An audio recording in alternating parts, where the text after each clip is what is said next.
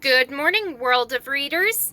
I am Book Dragon Erin, and I would like to welcome you all back to my booktube channel, where today I will be reviewing Psychos in Love by S.J. Ransom. Psychos in Love is a contemporary fiction, dark, reverse harem romance novel. This is also book one in the Psychos in Love series, and the books in that series include Psychos in Love, Psychos Take Love, and Psychos Love Forever. The summary to this novel is a bit lengthy on Goodreads, but bear with me here. Charlotte's POV. I shouldn't have witnessed the murders, but I did. Now I can't escape the men who want nothing more than to make me pay for being in the wrong place at the wrong time. Kronos, Hypnos, and heirs hold my life in their hands, and they happen to live by the motto, leave no witnesses. They are psychos who love nothing more than death and destruction, but for some reason, I have intrigued them enough to have them keep me as their pet. They want my submission, but I will do just about anything to get my freedom. Now, Kronos' point of view.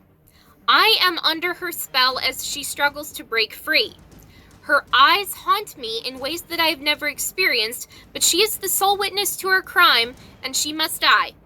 Eventually, after we've had our fun with her. Right now, all I can think about is sinking my cock inside her, claiming her for all eternity.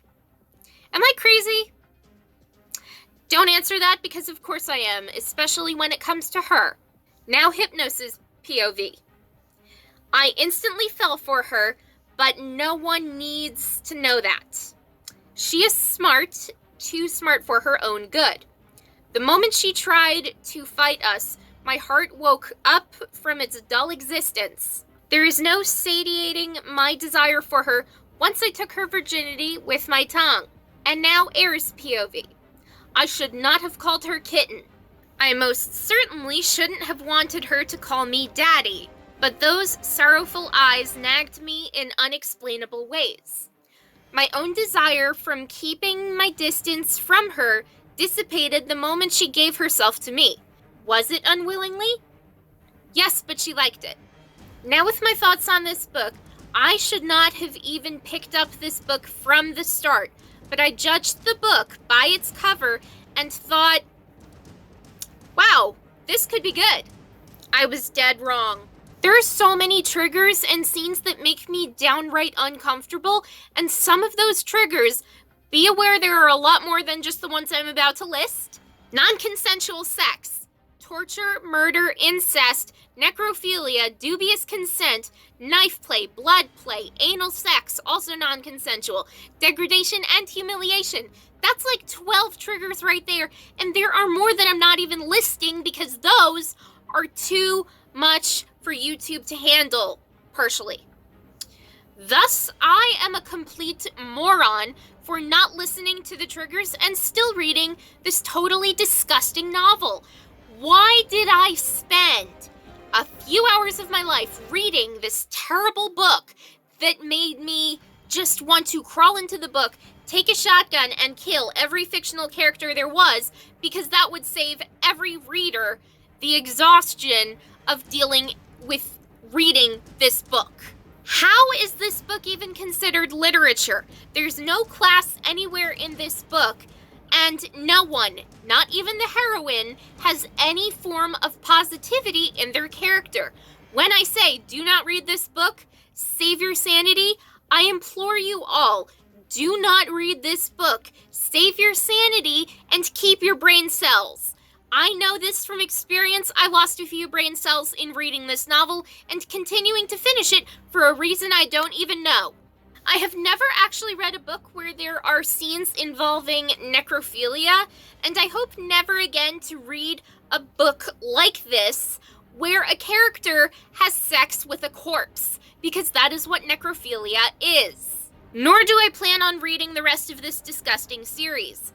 The description of what's-his-name getting oral from an unnamed character girl during a car wreck and then continuing after she has broken her neck is just fucking disgusting. I literally have no words to describe the scene that turns my stomach so badly that I do not want to eat for days on end. Talk about Stockholm Syndrome too.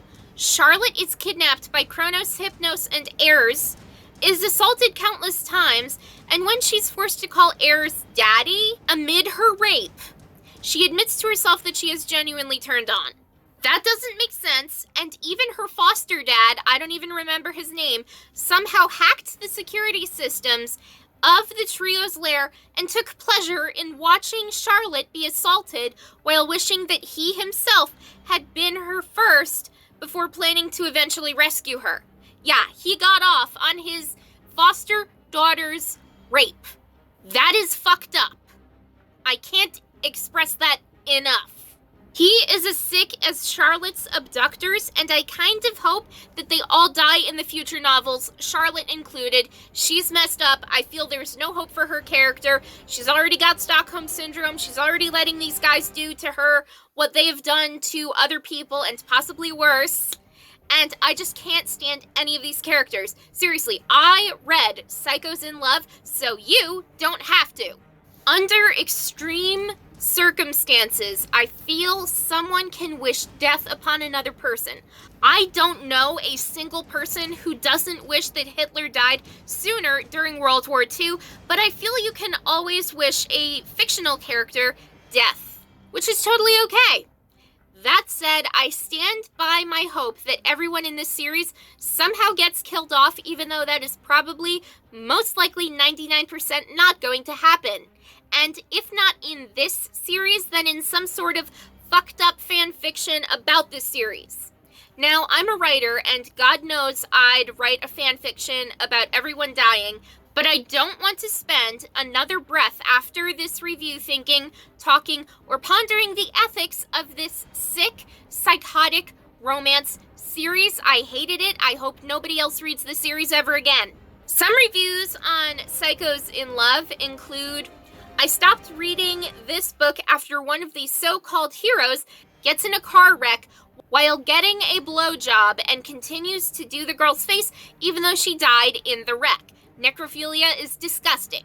When I say read the triggers, please read the triggers.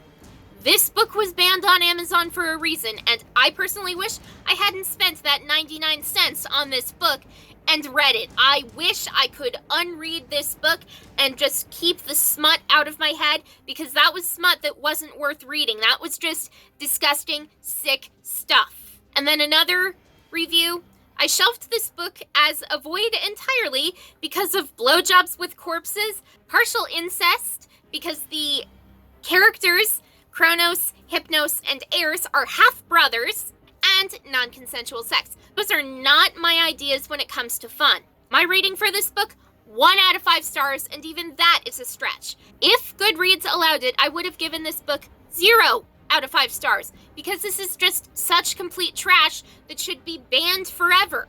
I can understand why this book was banned on Amazon for a while, and I can't understand how Amazon allowed it back onto its site. Non-con action, partial incest, sexual acts crossing the line that went way too far.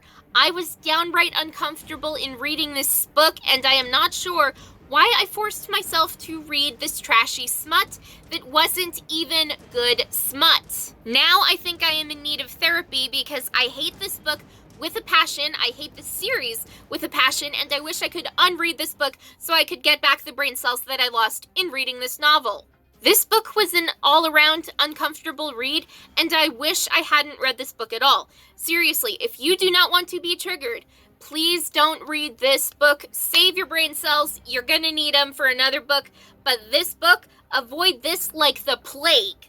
Before my head explodes or my brain implodes, that is all for today. So if you enjoyed this video, hit that like button to show some support, because my brain cells will appreciate it after losing them. Comment below what your least favorite dark romance novel is and why you hate it. Subscribe to my booktube channel to get more videos not like this, better than this.